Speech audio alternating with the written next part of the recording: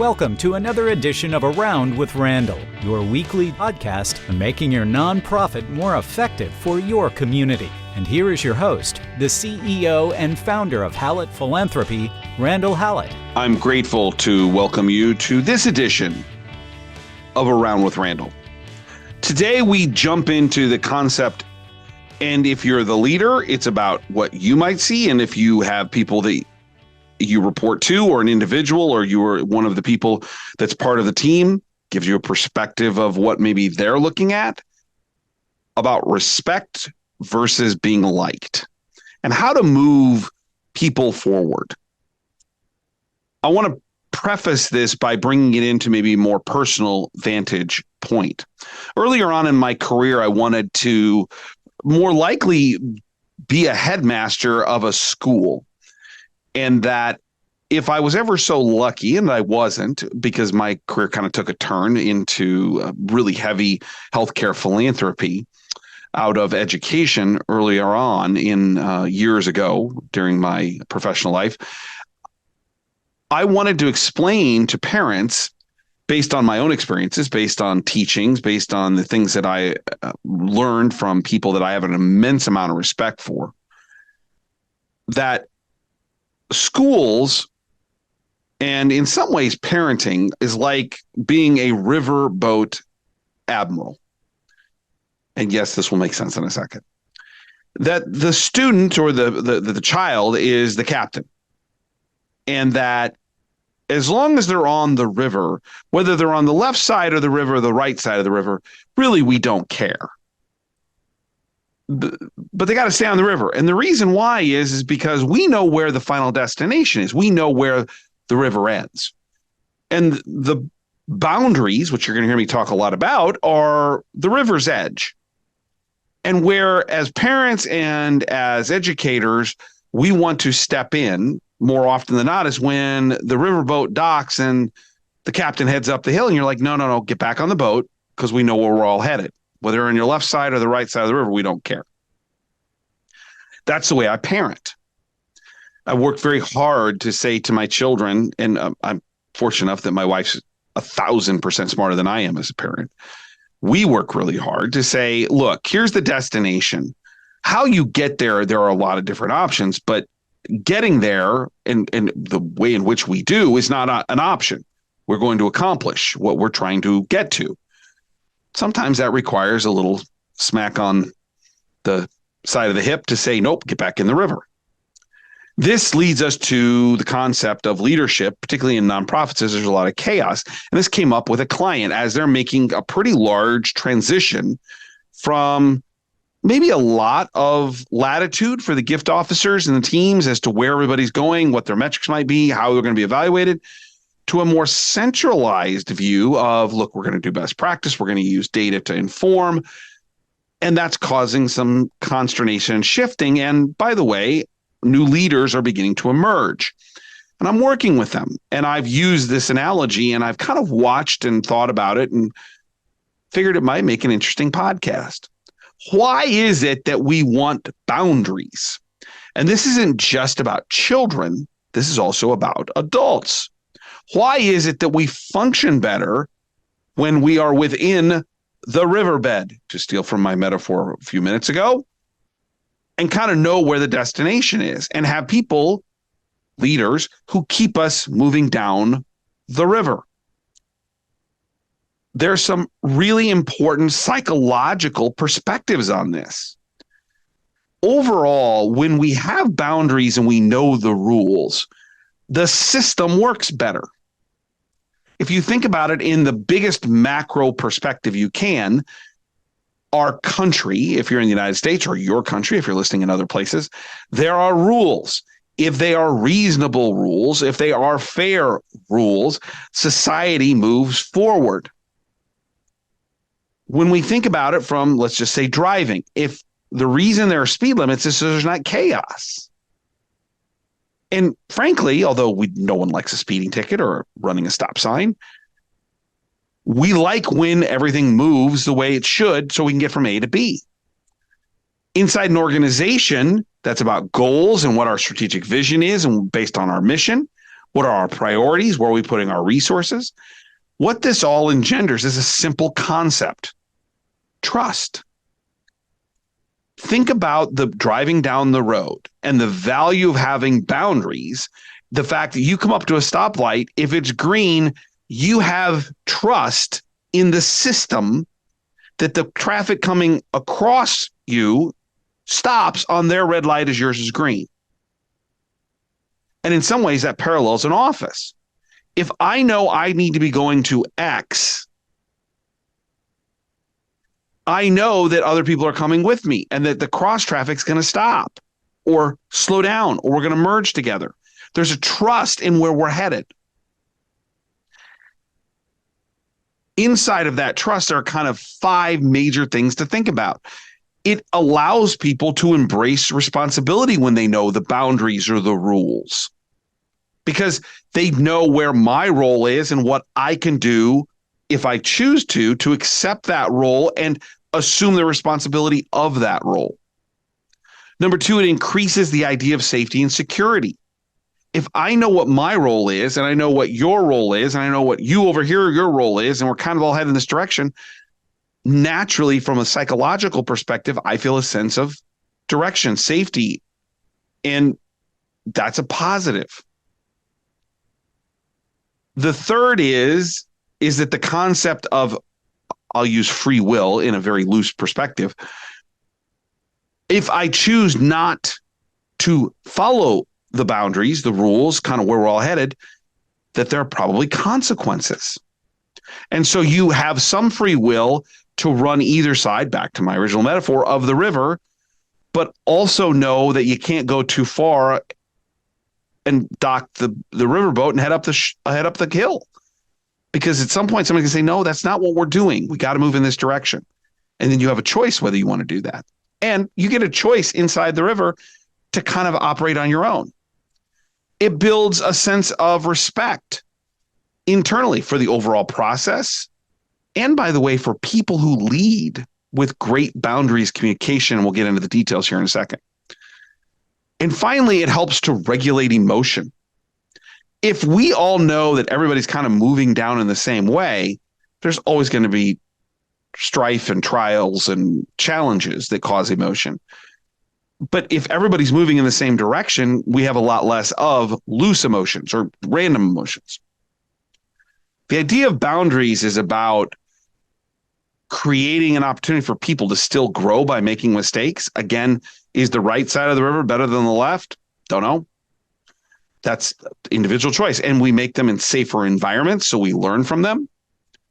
We also have the chance to think about the different learning styles. Some people are needing lots of boundaries in the same organization. Some need less.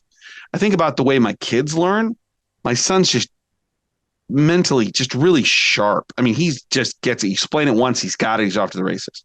My daughter's equally as sharp if you're paying attention, because she has such an innate understanding of kind of a rhythm of music that when we do ABCs, if you just say, okay, repeat after me, A, B, C, D, E, like I did with our son, he got it. Did it once, he got it. As soon as I introduced a song into it, she could sing it. How do people's learning styles adjust? All of this brings us to kind of this thought process of how do we create boundaries? This is why we have metrics. This is why we do strategic planning, both as an organization and hopefully departmentally. I used to take my team away from the office and say, here's the overall goal of the organization. What are we going to do to meet that goal? And I had prep work. And each one of them had to come into the meeting and identify what their strategic initiatives were, and then follow that up with what their metrics would be. For gift officers, that was moves management. For database people, it was like, what are you going to do that's accountability driven, that is going to move the database forward and make us improve in terms of process? If it was annual giving, it was, what are we looking at to create a sense of sequencing of messaging, communications? How do you fill that in? Everybody kind of came together. And what that was and became was the boundaries. And as the leader, my job was to create the bigger boundaries. And then they got to define what the river was going to look like for the next year. And so how do you do that? How do you set these boundaries? And with the client I've been dealing with, for the first time, they're really owning metrics. And it's become interesting because they're setting the metrics, which is to be expected, a little lower than I think everyone wanted, because at this point, it's the beginning of the process, self-identified metrics. How much am I going to raise? How many moves? Who are my key people that I need to be building relationships with and asking eventually in the next year? And we ran the numbers, and it came back very quickly and easily understood that they're self-identified, weren't going to meet the bigger goal. And so there's now this kind of conversation when I'm coaching this leader regarding major gifts and her leadership of the team is exactly this subject. How do you create an environment where boundaries are easily understood, embraced, and executed upon to get to a common goal? And that's the tactical.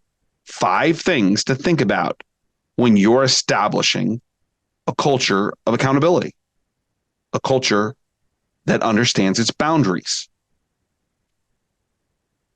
Individually, number 1, you have to know the person. You have to empathize and really be creative and open to different ways of explaining why this is important. I'll go back to my daughter and my son, which I talked about a moment ago, in this idea of learning. I'm a little hard-headed.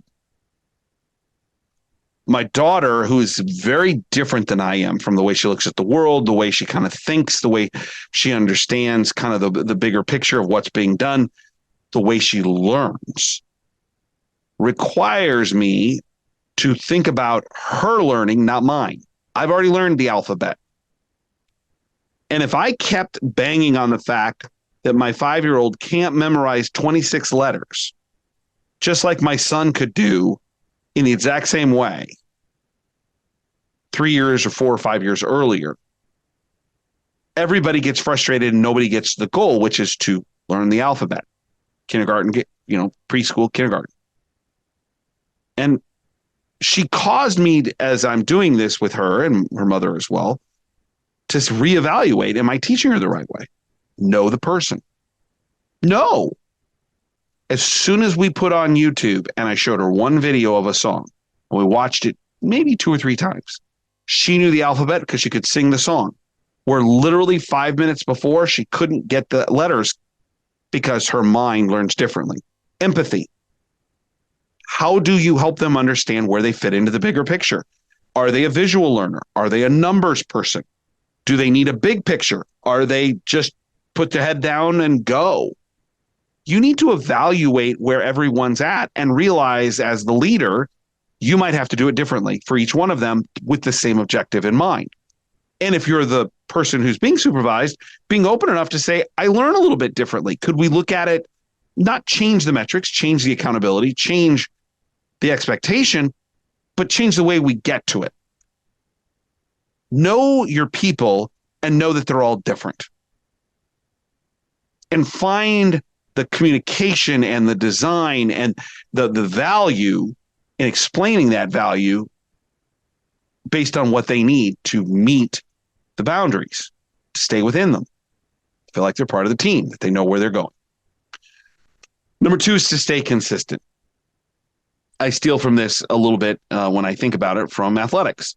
The best coaches I ever played for, and the best coaches, by the way, today, are very consistent in that they are consistent. The rules are the rules. And it doesn't mean the rules have to be the same for everybody, but everybody knows what the rules are and they don't change very often. Or if they do, it's for a very, very good reason. I had a gift officer one time who lived, and I've talked about this in podcasts, way out a little bit further than the average bear, so to speak, in comparison to our office. And she's really, really good. She was awesome, raising a ton of money. And when we do the evaluation, the only time she ever asked for anything, she says, traffic's a problem from where I come based on the traffic patterns of Omaha. Could I come in a little bit later?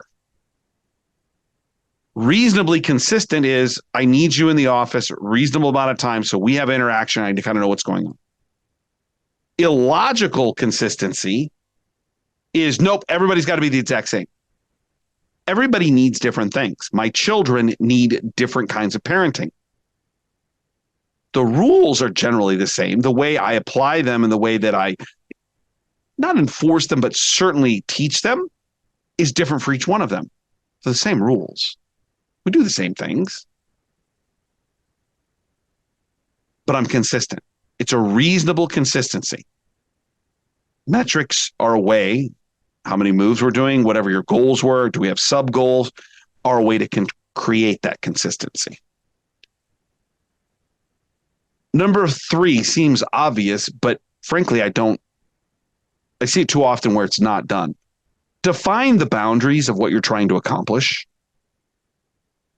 What is the bigger goal? Why do we have metrics, if it is an example? It isn't to be tough on people and execute power. The boundaries are set for metrics because we want to help people get to their goal, to see accomplishment. We have to reach these goals. Defining boundaries about when they come in and when they don't and dress code is meant to create some level of boundaries or consistency for everybody. And yes, organizations have rules and things of that nature. You need to follow those. But defining those boundaries and being clear about them and communicating them is critical. Number 4, allowing for negotiation. And taking that negotiation or the concern seriously. A new gift officer, even though we have metrics as an example, is going to have a different conversation with the leader than someone who's been there for a long time. Because they don't have a portfolio, they don't have the relationships. That doesn't mean that they don't have metrics, that they don't have boundaries. Boundaries may be a little different. So you don't need a rigid series of laws or rules that are so arcane that some people can't fit in them because of circumstances outside their control. An extreme example, if someone gets really ill and misses 3 months, legitimately so, are you still going to hold them to their metrics for what was established when the year began, even though you didn't know they were going to miss 3 months? They're a really good employee? Of course not. Negotiation is important, but not compromising the boundaries. Number 5 is reinforcing the good and hopefully constructive correction of the bad. And this is all about communication. How do you reward people? How do you tell them they're doing a great job and not just formally? I watch my son's eyes as I coach his basketball team. He wants to get better at basketball. I've told him the only way to get better at basketball is to go out and practice. And he finally came and he said, because I'm not going to do it for him, how do I do that? And I said, Jay, give you some drills. If you do this every day, you're going to get better.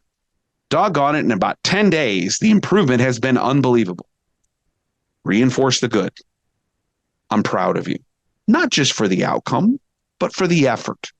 What is it that someone's doing in your office, whether it's making those extra phone calls or going the extra mile with a donor or really, really delving into how to build deeper, more meaningful relationships with prospects and donors, or the data and the reporting is just outstanding, a special event went well. How do you informally say through verbal or written means, you're doing awesome and I'm proud of you. Thank you. Thank you for what you're doing. At the same time, it's also the corrective.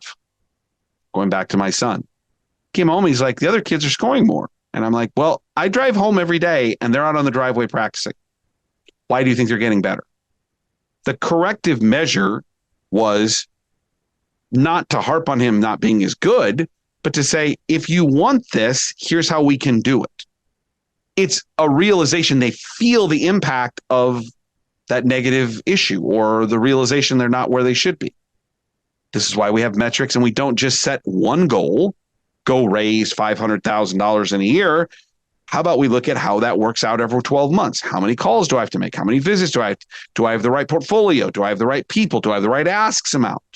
So that I can begin to break that up into months cycles so I can help them as a leader. And if you're the person equivalent to my son, the gift officer or the database person or the special events person, I can have corrective measure before we get to the end and it's a failure. Knowing who these people are and being empathetic and staying consistent as to the bigger boundaries, but defining those boundaries in easy, recognizable ways, allowing for there to be some negotiation, conversation, and taking that seriously as a part of the process when you establish those boundaries, the goals, the metrics, and reinforcing the good and helping see the corrective measures of what the bad was or what the challenge was, allows you to be a good leader. And by the way, if you're the one, last point, who is the gift officer, is the database person who's being led, I'm going to give you what I tell my son.